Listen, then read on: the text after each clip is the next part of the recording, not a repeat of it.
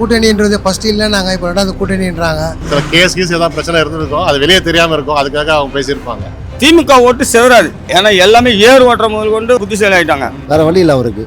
யாரோட கூட்டணி வச்சாதான் டிஎம்கே ஒழிக்க முடியும்னு இப்போ அவரோட முடிவு. பிஜேபி அதிமுக இது ஒர்க் அவுட் ஆகாது.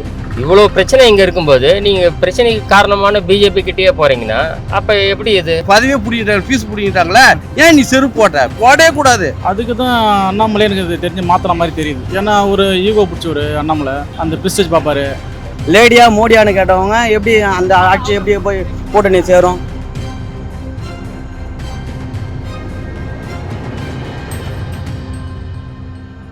பேரலை நேயர்களுக்கு வணக்கம். வரப்போகிற சட்டமன்ற தேர்தலை ஒட்டி அதிமுகவும் பாஜகவும் ரெண்டாவது முறையாக கூட்டணி அமைச்சிருக்கிறாங்க. மேலும் இந்த கூட்டணியானது 2026 சட்டமன்ற தேர்தலில் ஜெயிக்கிறதுக்கான வாய்ப்புகள் இருக்குதா? அண்மையில் கூட எடப்பாடி பழனிசாமி அவர்கள் பாஜக கூட கூட்டணி எக்காலத்துக்கும் கிடையாது அப்படின்னு சொல்லியிருந்தாரு. இந்த நிலைமையில இப்போ போய் கூட்டணி அமைச்சிருக்கிறாரு. இதுக்கான காரணம் என்ன அப்படிங்கிறதெல்லாம் மக்கள்கிட்ட கேட்டு தெரிஞ்சுக்கலாம். இந்த சூழ்நிலைக்கு ஏற்ற மாதிரி சேர்ந்துருக்காங்க. அது சந்தர்ப்பவாதமாக தான் நான் ஃபீல் பண்ணுறேன். அவங்க சில கேஸ் ஏதாவது பிரச்சனை இருந்திருக்கும், அது வெளியே தெரியாமல் இருக்கும், அதுக்காக அவங்க பேசியிருப்பாங்க. அதனால இதுக்கு பதிலாக அதுக்கு பதிலாக மேட்ச் பண்ணியிருப்பாங்க, அவ்வளோதான். அவர் தனிச்சு நின்று எங்கேயும் ஜெயிக்க முடியல. சரி, இது கூட நின்றுனாலும் ஏதாவது ஒரு இடம் 2 இடம் அப்படி ஜெயிச்சிடலான்னு சொல்லிட்டு பார்க்குறாங்க. இது ஏன் அப்படி சொல்கிறேன்னா, திமுக ஓட்டு செவராது, அந்த ஓட்டுக்கு அந்த கட்டுக்கோப்பாக தான் இருக்குது. அதனால் அவங்க ஜெயிக்கிறாங்களோ தோகலாம் அடுத்த விஷயம். இவங்க ஓட்டு செதறிடுச்சு. தமிழ்நாட்டில் யார் வந்தாலும் ஒன்றுமே பண்ண முடியாதுன்றாங்க. ஏன்னா எல்லாமே ஏர் ஓட்டுற முதல் கொண்டு புத்திசாலி ஆகிட்டாங்க.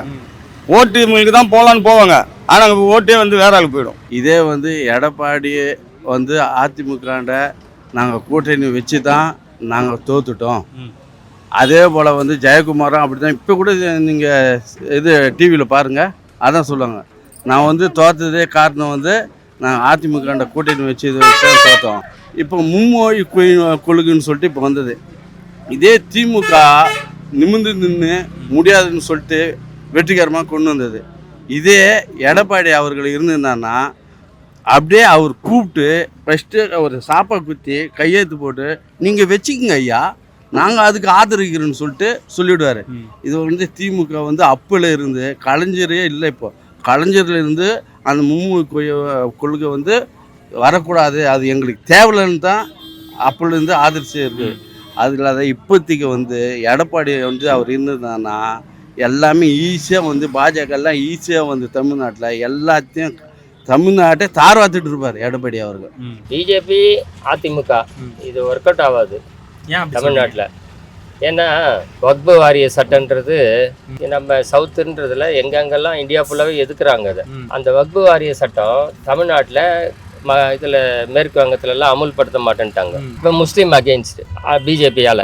அடுத்து இவங்களும் கிறிஸ்டினும் அடுத்து அவங்ககிட்டையும் வருவாங்க.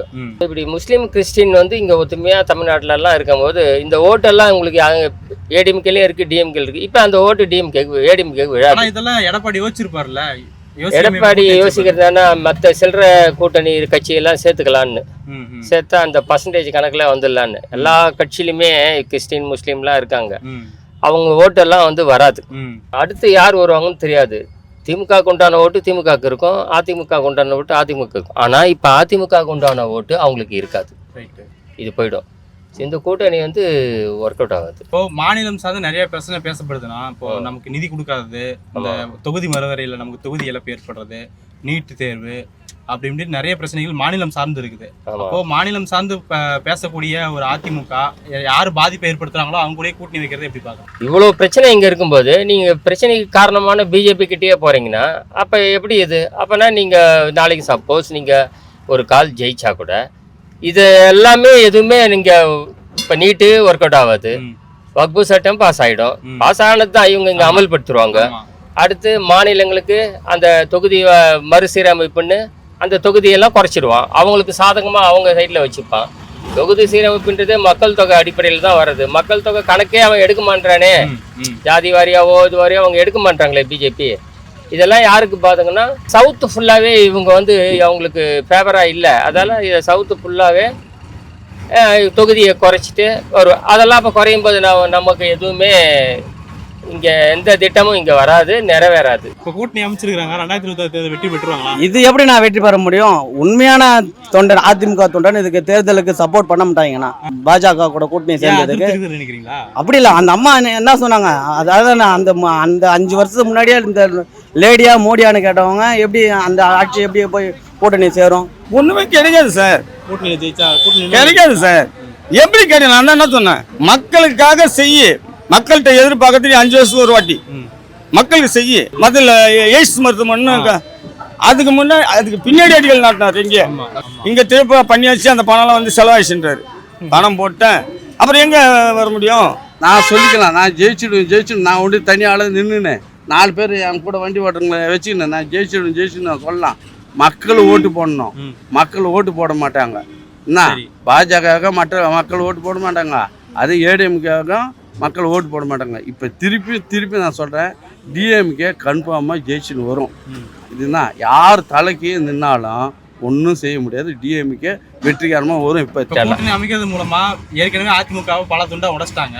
இப்போ அதிமுக மேலே தான் சவாரி செய்ய போகிறாங்க பிஜேபி. சவாரி செஞ்சு அதிமுக அழிச்சிருவாங்க அப்படின்ற ஒரு குற்றச்சாட்டு இருக்குது. இதுதான் நடக்கும். அதாவது அவங்களோட எண்ணம் என்னன்னா, பிஜேபிக்கு அவங்க எங்கெங்கெல்லாம் பிஜேபி போறாங்களோ, இப்போ உதாரணத்துக்கு மகாராஷ்டிரா தூங்க பீஸா ஆகிட்டாங்க, அதே தான் இங்கேயும் நடக்கும். ஒரு அதிமுகன்ற சிவசேனான்ற அழிஞ்ச காரணமே இதே தான். இதே ஃபார்முலா தான். அந்த ஃபார்முலா இங்கே தான் எடுத்துன்னு வந்திருக்காங்க. அவங்க எய்ம் என்னன்னா, செகண்ட் பிளேஸ்ல இருக்கணும், அடுத்து ஃபர்ஸ்ட் பிளேஸ் பார்த்துக்கலாம். அதுதான் திமுக அதிமுக, அப்புறம் தான் மற்றதெல்லாம். தமிழ்நாட்டில் மகாராஷ்டிராவில் சிவசேனா, தேசியவாத காங்கிரஸ் இப்படிலாம் தான் இருந்து. இப்போ அவங்க என்ன பண்ணிட்டாங்க, அதை உடைச்சி மாநில கட்சிகள்லாம் உடைச்சி அதெல்லாம் தேசியமயமா அவங்க உருவாக்கி எடுத்து இதெல்லாம். இதுதான் அவங்களோட எண்ணம், இதுதான் நடக்க போகிறது. இங்கே அதிமுகன்றதே இதுதான் பண்ண போகிறாங்க. இப்போ என்ன ஆகும், அதிமுக பீஸ் ஆகிடும். இதுக்கு முன்னாடி பிஜேபிக்கு போன முறை கொஞ்சம் இன்க்ரீஸ் ஆகிருக்கு ஓட்டு, அவங்களுக்கு சதவீதம். அந்த சதவீதம் அதிமுக கூட சேரப்போ இன்னும் கொஞ்சம் இன்க்ரீஸ் ஆகும். இப்போ அவங்க என்ன நிறைவேறிச்சா, அதுதான். 2026 பிஜேபி அதிமுகவும் கூட்டணி சேர்ந்து ஆட்சி அமைக்கிறான்னு வச்சுக்கோங்களேன், தமிழ்நாட்டுடைய எதிர்காலம் எப்படி இருக்குன்னு நினைக்கிறீங்க? தமிழ்நாடா இருக்காது, தமிழ்நாடு தலைக்கே ஆயிடும். தமிழ்நாடுன்னு நீங்க சொல்லவே முடியாது. அப்ப நீங்க அப்ப சொன்னா என்ன சொல்லுங்க, அதுக்கு ஒரு புது பேர் வச்சிருவாங்க. ஒரு சமஸ்கிருதத்துல ஒரு புதுசா ஒரு பேரை உருவாக்கி தமிழ்நாடுக்கு. எதிர்க்க மாட்டாரா? எப்படி ஒரு கால் அப்படி நடந்தா? அவங்க சொல்றதெல்லாம் என்னன்னா, மத்திய அரசாங்கத்தை ஒத்து போய் மாநில அரசாங்கத்திட்ட இருந்தா திட்டங்கள்லாம் வரும் அப்படின்னு அவங்க சொல்றாங்க. எடப்பாடி சொல்றாரு. ஆமா, இது இவ்வளவு பிரச்சனை இருக்கு இங்க. இந்த பிரச்சனையே கிளியர் பண்ணாம ஒரு விதத்துல பார்க்க போனா இப்ப திமுக ஓரளவு போராடி இருக்கு. அதாவது இந்த ஆளுநரோட அதிகாரத்தை வந்து அவங்க முன்மாதிரி அவங்க எடுத்து ஜெயிச்சதால் தான் இன்னைக்கு இந்தியா ஃபுல்லா பிஜேபி ஆளாத மாநிலத்திலாம் அவங்க அதிகாரத்தை ஆளுநர் மூலியமா பயன்படுத்துறாங்க. அந்த இதை வந்து இவங்க பிளாக் பண்ணியிருக்காங்க. இப்ப ஒரு விதத்துல நீட்ன்றது ஒரு சட்ட மசோதா. இதை வந்து சட்ட மசோதா மாநிலங்கள் என்னென்ன அந்த மாநிலத்தோட சட்டசபை நிறைவேற்றுதோ அந்த சட்டத்தை கடைசியா ஜனாதிபதி முடிவு எடுத்துதான் ஆகணும். உடனே அதை தூக்கி பெண்டிங்ல போறது, எதுவுமே பதில் சொல்லாம இருக்கிறதுலாம் தப்பு. இது நீட்டுன்றது நீட் மாதிரி இங்க நிறைய இருக்கு.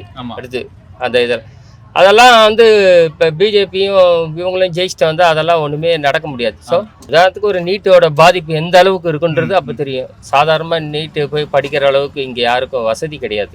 யாரால வசதியாக போய் ஒரு நீட்டு நீங்கள் கோச்சிங் போனால் அது ஒரு ப்ரைவேட்ல போய் தான் கோச் பண்ணி தான் நீங்கள் போக முடியும். இல்லை மாநிலங்களோட கல்வித்துறையில் வந்து அதை ஒரு சப்ஜெக்டா அதை எடுத்து வரணும் பிகினிங்ல. எடப்பாடி என்ன சொல்றாருன்னா, நீட்டு கொண்டு வந்துட்டு நாங்க தான் அரசு பள்ளி மாணவர்களுக்காக 7.5% இடஒதுக்கீடு கொண்டு வந்தோம், அது மகத்தான திட்டம் இல்லையா அப்படின்னு கேக்குறாரு. எதுல ஒரு இடஒதுக்கீடு? நீட்ல அரசு பள்ளியில படிக்கிறவங்களுக்கு கொண்டு அவங்க அதுல பாஸ் ஆகி வந்தா அவங்களுக்கு 7.5 நீங்க கொடுக்கறது பெரிய விஷயம் இல்லை. நீங்க முதல்ல பாஸ் ஆகணும் இல்ல அரசு பள்ளி மாணவர்கள். ஒரு அரசு பள்ளி மாணவர்னா அவங்க அந்த இடத்துல 1000 பேர் படிக்கிறாங்களா, அங்க 2 பேர் தான் வெளியே வந்து அந்த நீட்ல பாஸ் ஆகி, அது ஒருத்தரோட சுய திறமை, உங்களால கிடையாது. நீங்க அந்த 7.5 கொடுக்கறது 2 பேருக்காக 7.5 கொடுக்குறீங்களா சொல்லுங்க? மீதி இருக்க மற்ற அரசு பள்ளி மாணவர்லாம் இதுக்கு முன்னாடி அப்படியே இருந்துச்சு. அரசுல படிச்சா அந்த தேசிய நம்ம தமிழக பள்ளி பாடத்திட்டத்துல படிப்பாங்க. அதுல இருந்து தான் நீங்க வரீங்க மெடிக்கலுக்கு. இதெல்லாம் ஒண்ணுமே இல்லாம நீ நீட் பாஸ் பண்ணாதான்டா இருக்கு. சரி, நீட் பாஸ் பண்றவங்க கொண்டு எம்பிபிஎஸ் வாங்கிட்டு போயிடுறாங்களா சொல்லுங்க? அவங்களுக்கும் கட் ஆஃப் இருக்கு, மற்ற மைனஸ் இருக்கு, எதோ அதுல முடியாம நீட் பாஸ் ஆனவங்களுக்கும் மெடிக்கல்ல போகாம வந்திருக்காங்க இல்லையா? கிடைக்கும். அவங்க கடைசியா போல. ஏன் போலன்னா, என்னால அரசுல படிக்க முடியாது, தனியார்ல கொடுக்க முடியாதுன்னு வேற கோர்ஸ் கவர்மெண்ட்டுக்கு ஆப்ஷனா வேற இருக்கிறத எடுத்துட்டு போயிடுறாங்க. ரைட். இதுதான் இதெல்லாம் இருக்குது. அதில் தமிழ்நாட்டில் பிஜேபி அதிமுகன்றது நிச்சயம் ஜெயிக்காது. ஓகே. அதுக்கு தான் அண்ணாமலை எனக்கு இது தெரிஞ்சு மாற்றின மாதிரி தெரியுது. ஏன்னா ஒரு ஈகோ பிடிச்ச ஒரு அண்ணாமலை அந்த பிரிஸ்டேஜ் பார்ப்பாரு. எடப்பாடிக்கு நான் துதிப்பாடி நான் வந்து முதல்வர் வேட்பாளராக அறிவித்து நான் அவருக்கு வந்து புரியுது நான் சொல்கிறது, மேடையில் போயிட்டு பாருங்க முதல்வர் அப்படின்னு அந்த அவர் ஐஏஎஸ் படிச்சிருக்காருல, ஐபிஎஸ் படிச்சிருக்காருல, அதனால அவர் கொஞ்சம் இது பார்க்குறாரு.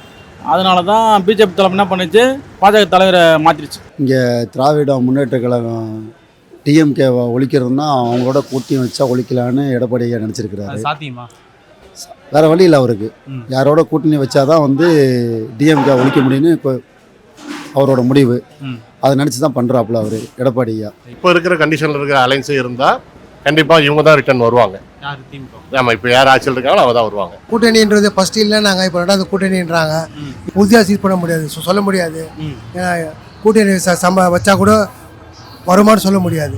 இவ்வளோ ஆட்டுக்கிட்டே அண்ணாமலை இவ்வளோ பேசினார். இது போல் நான் செருப்பே நான் போட மாட்டேன், திமுக ஆட்சியே நான் விரட்டு வரைக்கும் செருப்பே போட மாட்டேன்னு. இப்போ விரட்டிட்டு தானே நீ செருப்பு போட்டு இருக்கணும். இப்போ அது கூட இல்லையே, நீ அதுக்குள்ளே டக்குன்னு பதவியே பிடிக்கிட்டாங்க, பீஸ் பிடிக்கிட்டாங்களே, ஏன் நீ செருப்பு போடவே கூடாது. நீ அவ்வளோ ஜாட்டி எடுத்து அடிச்சுக்கிற, செருப்பு போட மாட்டேன்ற என்னவே பேசுகிற. கட்சியில் பார்த்தா இப்போ செருப்பு போட்டுக்கிறேன்.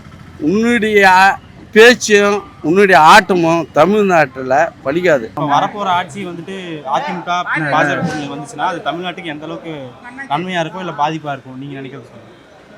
கொஞ்சம் கொஞ்சம் அந்த பவருக்கு வந்துடுவாங்க, அவங்க அதிகாரத்துக்கு வர்றதுக்கு தான் அந்த அதிமுகவை பிடிக்கிறாங்க. ஏன்னா அதிமுக இப்போ 4-3 பிளவுபட்டு இருக்குது. அது வந்து அந்த ஒரு மைனஸை வந்து அவங்க அட்வான்டேஜ் எடுத்துக்குவாங்க, அது வந்து யூஸ் பண்ணிக்குவாங்க. அதை இது எனக்கு தெரிஞ்சு இது நல்லாவே தெரியுது எனக்கு. நான் ஒரு 6 மாதம் சிஎம், நீ ஒரு 6 மாதம் சிஎம், அப்படி தான் பேசி வைப்பாங்க. இல்லைனா துணை முதலமைச்சர் கண்டிப்பாக கொடுன்னு சொல்லி பேசி வைப்பாங்க. இது ஒரு பிரச்சனை கண்டிப்பாக நடக்கும். மக்கள் அதிமுகவை உண்மையான தொண்டனா இருந்தா முதல்ல ஓபிஎஸ் தான் வந்து தலைவனா பார்க்கணும். ஆனா மக்கள் பார்க்கல. இங்க பண செல்வாக்கால அவர் என்ன எடப்பாடி வந்து வெளியில வந்தாரு, பண செல்வாக்கை வச்சு இப்ப வந்துட்டாரு. இது பத்தி இந்த அரசியலை பத்தி பேசுறதுக்கு வாய்ப்பே இல்லை. சரி, அவ்வளவுதான்.